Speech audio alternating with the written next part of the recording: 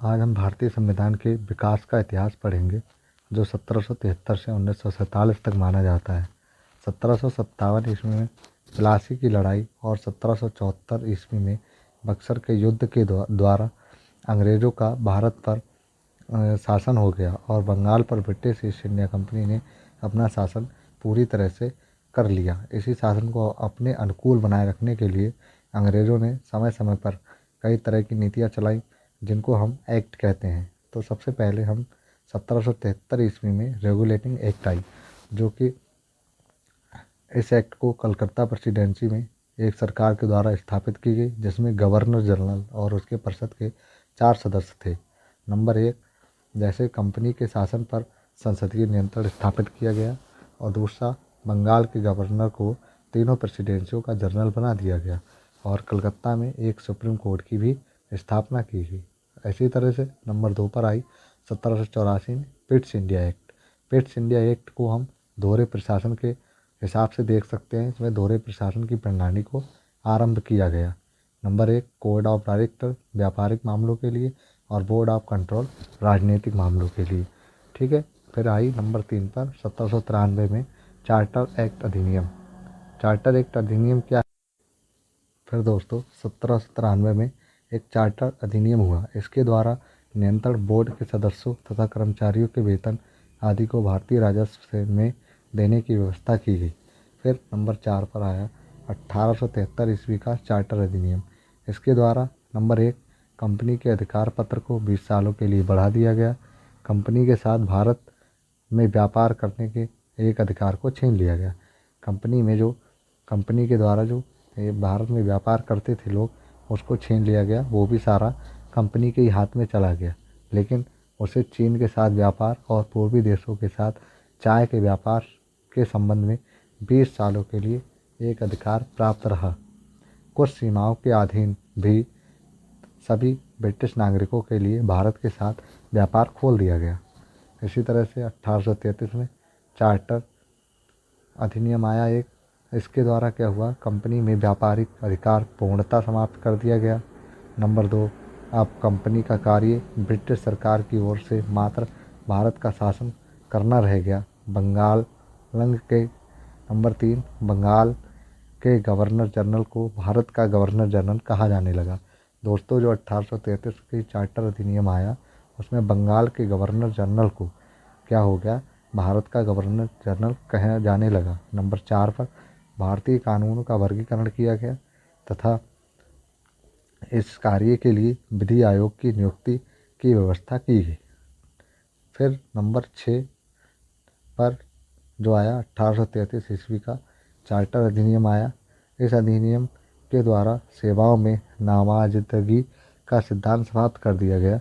Company के महत्वपूर्ण पदों को प्रतियोगी परीक्षाओं के आधार पर भरने की व्यवस्था होगी। दोस्तों, सबसे पहले परीक्षाओं का प्रारंभ हुआ अधिकारी के पदों के लिए, वो 1853 में के चार्टर अधिनियम के द्वारा किया गया। ठीक है।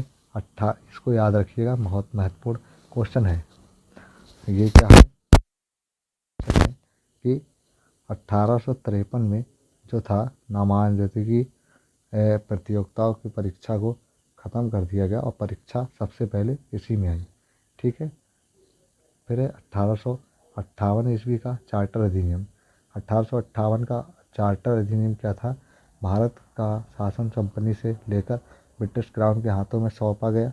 भारत में मंत्री पद की व्यवस्था की गई और 15 सदस्यों की भारत परिषद का सृजन हुआ। नंबर 4 पे भारतीय मामलों पर ब्रिटिश संसद का सीधा नियंत्रण स्थापित किया गया। ठीक है दोस्तों।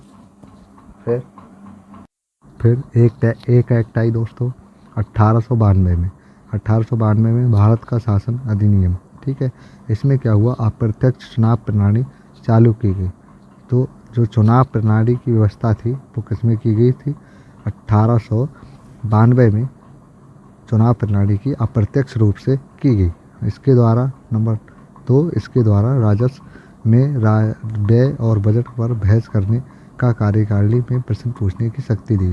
दोस्तों, जो बजट, ये इसके दोनों महत्वपूर्ण हैं। नंबर दूसरा, जो बजट था, ठीक है, जो बजट का आय व्यय और जो संसद में पूछताछ होती है, प्रश्नकाल चलता है, वो 1892 ईस्वी के तहत भारत का शासन अधिनियम के द्वारा किया गया जाता है। 1909 में भारत का शासन अधिनियम, ठीक है, जिसको हम मार्ले मिंटो सुधार कहते हैं। 1909 पहली बार मुस्लिम समुदाय के लिए पृथक प्रतिनिबंध का उपबंध किया गया, ठीक है सर दोस्तों। मार्लो मिंटो के सुधार के द्वारा पहली बार हिंदू मुस्लिम को अलग किया गया। नंबर 2,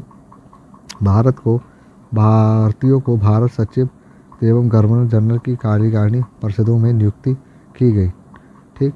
इसमें क्या हुआ कि 1909 में पहले तो एक तो मुसलमानों को अलग किया गया, उसके बाद दूसरा कि भारतीयों को गवर्नर जनरल के पद के लिए भी नियुक्त किया जाने लगा, ठीक है।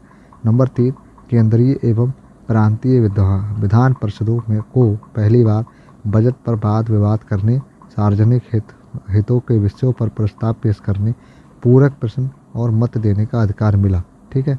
मत देने का अधिकार भी 1909 में पहली बार दोस्तों मिला, ठीक है। तो ये याद रखना कि मत देने का अधिकार कब मिला, वो 1909 में, ठीक है। प्रांतीय विधान परिषदों की संख्या में वृद्धि की गई और अब फिर उसके बाद 1919 में भारत का शासन अधिनियम, जिसको हम मॉन्टेग्यू चेम्सफोर्ड सुधार कहते हैं, एक जो 1909 में आया दोस्तों वो मार्ले मिंटो सुधार था, और जो 1919 में आया, ठीक 10 साल बाद, वो मॉन्टेग्यू चेम्सफोर्ड सुधार था। केंद्र में द्विसत्तात्मक विधायिका की स्थापना की गई। नंबर 1, प्रथम राज्य परिषद तथा दूसरी केंद्रीय विधानसभा। राज्य परिषद के सदस्यों की संख्या 60 थी, जिसमें 34 निर्वाचित होते थे और उनका कार्यकाल 5 वर्ष का होता था।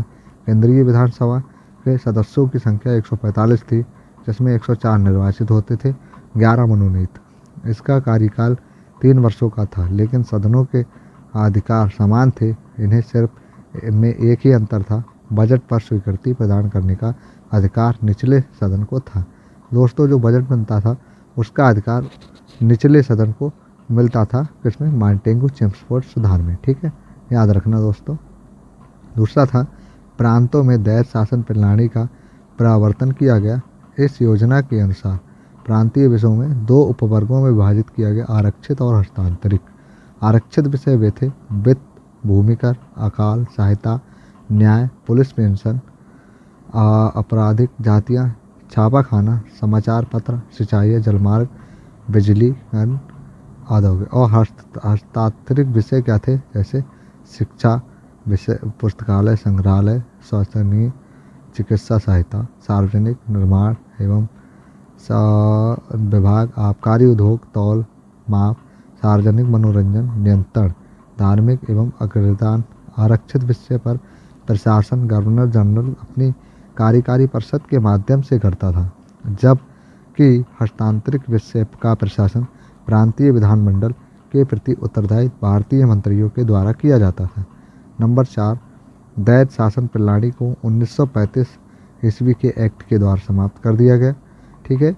भारत सचिव को अधिकार दिया गया कि वह भारत के महालेखा परीक्षक की नियुक्ति कर सकता है। इस अधिनियम ने भारत में एक लोक सेवा आयोग का गठन किया था। जो यूपीएससी की परीक्षा होती है, जिसमें हम अधिकारियों को चुनते हैं, वो सबसे पहले किसमें हुआ था, मॉन्टेग्यू चेम्सफोर्ड सुधार में हुआ था। तो सबसे पहले जो सिविल सेवा का आयोग गठन हुआ था वो किसमें हुआ था, मॉन्टेग्यू सुधार उसमें, ठीक है, मॉन्टेग्यू चेम्सफोर्ड सुधार में, जो कि 1919 में हुआ था। फिर दोस्तों 1935 में भारत का शासन अधिनियम आया, ठीक है। 1935 के अधिनियम में 451 धाराएं और 15 परिशिष्ट थे। इस अधिनियम की मुख्य विशेषताएं इस प्रकार थी। नंबर 1, अखिल भारतीय संघ। यह संघ 11 ब्रिटिश प्रांतों, चीफ्स कमिश्नर के क्षेत्र को उन देशी रियासतों से मिलाकर बनना था जो स्वेच्छा के संघ में सम्मिलित हों। प्रांतों के लिए सम्मिलित में होना अनिवार्य था, किंतु देशी रियासतों के लिए यह एक ऐच्छिक था। देशी रियासतें संघ में सम्मिलित नहीं हुई तो प्रस्तावित संघ की स्थापना संबंधी घोषणा पत्र जारी करने का अवसर नहीं है। दोस्तों प्रांतों को तो शामिल होना था, लेकिन जो रियासतें थी भारत में दोस्तों उनके ऊपर ये नहीं था कि वो शामिल ही होंगी। भारत में कुल 552 रियासतें थीं दोस्तों, जिसको विलय करने का श्रेय हमारे सरदार वल्लभ भाई पटेल को जाता है। ठीक है। प्रांतीय स्वायत्तता का अधिनियम द्वारा प्रांतों में दैश शासन व्यवस्था का अंत कर दिया गया। उन्हें एक स्वतंत्रता और स्वशासनिक संवैधानिक आधार प्रदान किया गया। नंबर 3, केंद्र में दैश शासन की स्थापना। कुछ संघीय विषयों, सुरक्षा, कानूनी संबंध, धार्मिक मामलों को गवर्नर जनरल के हाथों में सुरक्षित रखा गया। अन्य संसदीय विषयों की व्यवस्था के लिए गवर्नर जनरल को सहायता एवं परामर्श देने हेतु मंत्रिमंडल की व्यवस्था की गई, जो मंत्रिमंडल व्यवस्थापिका के उत्तरदायी था। फिर दोस्तों आता है संघीय न्यायालय की व्यवस्था हुई। ब्रिटिश संसद की सर्वोच्चता के बारे में बताया गया और भारत परिषद का अंत किया गया। ठीक है। फिर सर्वसांप्रदायिक निर्वाचन पद्धति का विस्तार हुआ।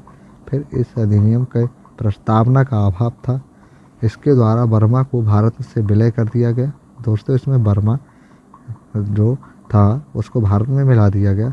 अदन को इंग्लैंड के औपनिवेशिक कार्यालय के अधीन कर दिया गया और बरार को मध्य प्रांत में शामिल कर दिया गया।